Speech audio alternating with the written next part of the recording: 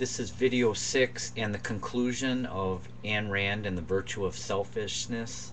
I'll take this to summarize all of the key points that we went through on the other videos. Basically, her philosophy, if you had to say bottom line, what is it all about? It really is the idea of how to create and become the perfect man. All of this being done through self-interest again, and using the mind as your greatest asset to achieve all of these highest goals. She believed in an absolute reality, that there was this moral code within the universe. She did not view the universe as these are relative ideas, but she believed that through reason we can know what the absolute reality and absolute moral code of the universe is. So she received a lot of criticism for this, because of her dogma, that she had such hardcore views and wasn't open necessarily to other views. As a matter of fact, she was outright spoken against altruism, irrationality, God, anything that took away from property rights. She was very outspoken against and thought that those were actually forms of evil. So she received a lot of hatred towards herself and her views because it was so exclusive to her ideas.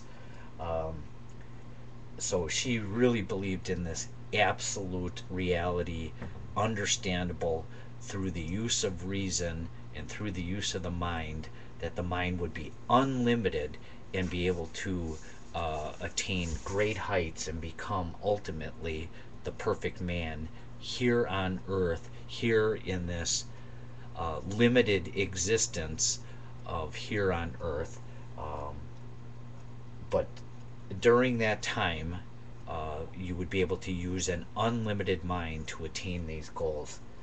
She was real big on personal rights, those rights being freedom and the right to private property, that the government should never restrict any individual, that would restrict or any coerced altruism, taxes, violence against one. You had the right to protect yourself against any intrusions into these private rights. She believed that the state's only function was the protection of these rights and the protection of the citizen. She believed in capitalism as the only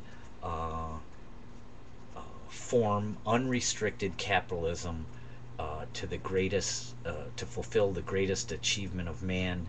She did not believe in socialism at all. She believed that would lead to the destruction of society and the downfall of society, and man would not achieve his greatest levels. As a matter of fact, it was an evil form of political system that would lead to the destruction of man, because it was against the self-interest of each individual. And again, the idea of man is the measure of all things. There's no God to consult with. There's no